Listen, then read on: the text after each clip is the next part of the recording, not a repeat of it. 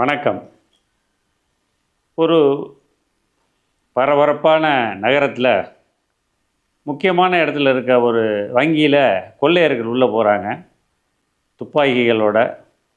உள்ளே போன வேகத்துக்கு நாங்கள்லாம் கொள்ளையடிக்க வந்திருக்கோம், வங்கியில் இருக்கிற பணம் அரசாங்கத்துக்கு சொந்தமானது, ஆனால் இங்கே இருக்கிற உங்களோட உயிர் உங்களுக்கு சொந்தமானது, தயவு செஞ்சு ஒத்துழைக்கணும் அப்படின்னு சொல்கிறான். எல்லோரும் கீழே படுத்துடுறாங்க. இவங்க போய் கொள்ளையடிக்கிறதுக்காக மூவ் பண்ணும்போது அங்கே ஒரு பெண் இந்த கொள்ளையர்களோட திசை திருப்புறதுக்காக கொஞ்சம் அநாகரிகமாக நடந்துக்கிறா. அப்போது கொள்ளையரில் ஒருத்தன் சொல்கிறான், அம்மா இங்கே நடக்க போகிறது கொள்ளை, கற்பழிப்பு இல்லை, தயவு செஞ்சு உட்காருன்றான். இதுதான் செய்கிற தொழிலில் கவனமும் ஃபோக்கஸுமாக இருக்கிறதுங்கிறது. கொள்ளையர்கள் கொள்ளையடிச்சிட்டு போயிட்டாங்க. போன உடனே அந்த கொள்ளையரில் ஒருத்தன் சொல்கிறான், நம்ம உடனடியாக எல்லாத்தையும் எவ்வளோ கொள்ளை அடித்தோங்கிறத எண்ணி பார்ப்போம் அப்படிங்கிறான். அதில் முதிர்ந்த கொள்ளையர் ஒருத்தர் சொல்கிறாரு,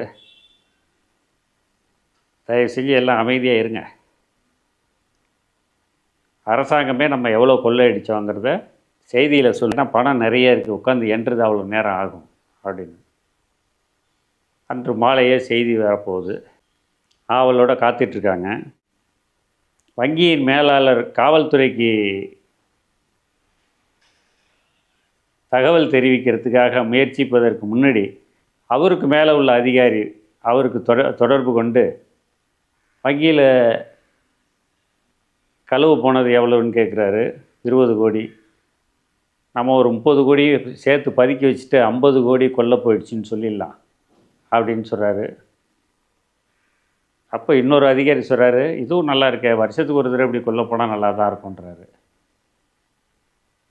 இப்படி கான்வர்சேஷன் போகுது. போலீஸ் சொல்லிடுறாங்க. இப்படி ஒவ்வொரு இடமும் செய்திகள் பரவுது. அன்று மாலை செய்தியில் வருது,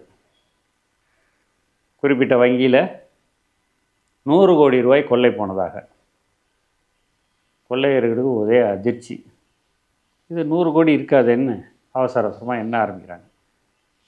எப்படி தான் தலையிலனாலும் 20 கோடியை தாண்டல, ஏன்னா திருடினதே 20 கோடி தானே. அப்போ ஒரு கொள்ளையன் சொல்கிறான், நம்ம இவ்வளோ கஷ்டப்பட்டு 20 கோடியை கொள்ளையடிக்கிறோம், ஒரு வங்கி அதிகாரியாக இருக்கிறவன், படித்தவங்கிறதுனால வங்கி அதிகாரியாக இருக்கிறான், அவன் ஈஸியாக 80 கோடியை கொள்ளையடிச்சிட்டான், இதுக்கு தான் ஏன் படிச்சிருக்கணும்னு சொல்கிறது அப்படின்னு சொல்கிறான். அதுதான் இந்த கதையில் உள்ள மாரல்.